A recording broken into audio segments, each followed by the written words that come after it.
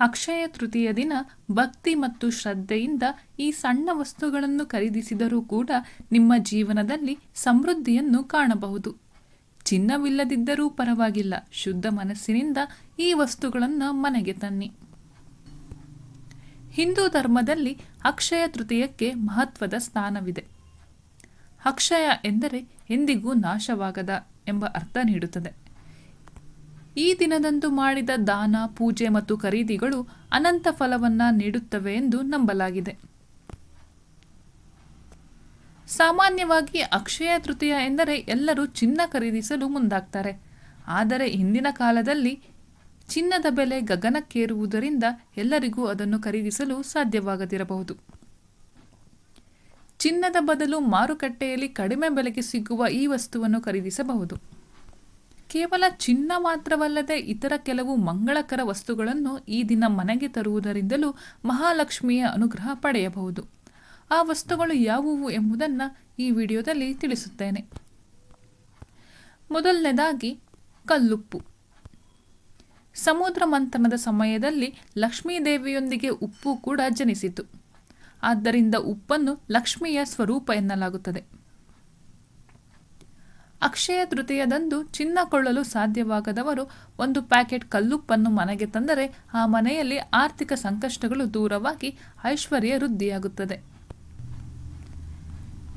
ಅಕ್ಷಯ ತೃತೀಯದಂದು ಜವೆಗೋಧಿಯನ್ನು ಖರೀದಿಸುವುದು ಚಿನ್ನವನ್ನು ಖರೀದಿಸಿದಷ್ಟೇ ಪುಣ್ಯದಾಯಕ. ಈ ದಿನ ದೇವರಿಗೆ ಜವೆಗೋಧಿಯನ್ನು ಅರ್ಪಿಸಿ ಪೂಜೆ ಮಾಡುವುದರಿಂದ ಮನೆಯಲ್ಲಿ ಧಾನ್ಯದ ಕೊರತೆ ಉಂಟಾಗುವುದಿಲ್ಲ ಎಂದು ಹೇಳಲಾಗುತ್ತದೆ. ಮಣ್ಣಿನ ಮಡಕೆ. ಅಕ್ಷಯ ತೃತೀಯವು ಬೇಸಿಗೆಯ ಕಾಲದಲ್ಲಿ ಬರುವುದರಿಂದ ಈ ದಿನ ನೀರು ತುಂಬಿದ ಮಣ್ಣಿನ ಮಡಿಕೆಯನ್ನು ಮನೆಗೆ ತರುವುದು ಅಥವಾ ದಾನ ಮಾಡುವುದು ಅತ್ಯಂತ ಶ್ರೇಷ್ಠ. ಚಿನ್ನದ ಬದಲು ಈ ದಿನ ಹೊಸ ಮನೆ ಖರೀದಿಸಿದರೆ ಸಮೃದ್ಧಿಯನ್ನು ತರುತ್ತದೆ. ಅಕ್ಷಯ ತೃತೀಯ ದಿನದಂದು ಮನೆ ಖರೀದಿಸುವುದರಿಂದ ಸಂತೋಷ ಮತ್ತು ಸಮೃದ್ಧಿ ಬರುತ್ತದೆ. ಇದಲ್ಲದೆ ಅಕ್ಷಯ ತೃತೀಯ ದಿನವು ಹೊಸ ಮನೆ ಪ್ರವೇಶಿಸಲು ತುಂಬ ಶುಭವಾಗಿದೆ.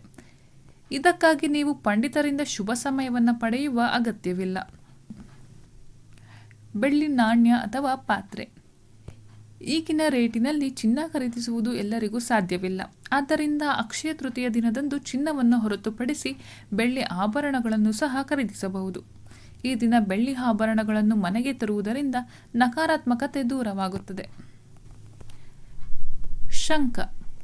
ಮನೆಯಲ್ಲಿ ಸಕಾರಾತ್ಮಕ ಶಕ್ತಿ ನೆಲೆಸಲು ಮತ್ತು ಸಂಪತ್ತು ಹೆಚ್ಚಲು ಅಕ್ಷಯ ತೃತೀಯದಂದು ದಕ್ಷಿಣಾವರ್ತಿ ಶಂಖವನ್ನು ಖರೀದಿಸಿ ತರುವುದು ಉತ್ತಮ. ಇದನ್ನು ಪೂಜಾ ಸ್ಥಳದಲ್ಲಿಟ್ಟು ಪೂಜಿಸುವುದರಿಂದ ದಾರಿದ್ರ್ಯ ದೂರವಾಗುತ್ತದೆ. ಕವಡೆಗಳು. ಲಕ್ಷ್ಮೀದೇವಿಗೆ ಪ್ರಿಯವಾದ ಕವಡೆಗಳನ್ನು ಈ ದಿನ ಮನೆಗೆ ತಂದು ಪೂಜಾ ಕೋಣೆಯಲ್ಲಿಟ್ಟರೆ ಆರ್ಥಿಕ ಲಾಭಗಳು ಹೆಚ್ಚಾಗುತ್ತವೆ. ಹಾಗೆಯೇ ಏಕಮುಖಿ ತೆಂಗಿನಕಾಯಿ ಅಥವಾ ಶ್ರೀಫಲವನ್ನು ಖರೀದಿಸುವುದು ಕೂಡ ಅದೃಷ್ಟವನ್ನು ತರುತ್ತದೆ. ನೀವು ಅಕ್ಷಯ ತೃತೀಯ ದಿನ ಭಕ್ತಿ ಮತ್ತು ಶ್ರದ್ಧೆಯಿಂದ ಈ ಸಣ್ಣ ವಸ್ತುಗಳನ್ನು ಖರೀದಿಸಿದರೂ ಕೂಡ ನಿಮ್ಮ ಜೀವನದಲ್ಲಿ ಸಮೃದ್ಧಿಯನ್ನು ಕಾಣಬಹುದು. ಚಿನ್ನವಿಲ್ಲದಿದ್ದರೂ ಪರವಾಗಿಲ್ಲ, ಶುದ್ಧ ಮನಸ್ಸಿನಿಂದ ಈ ವಸ್ತುಗಳನ್ನು ಮನೆಗೆ ತನ್ನಿ.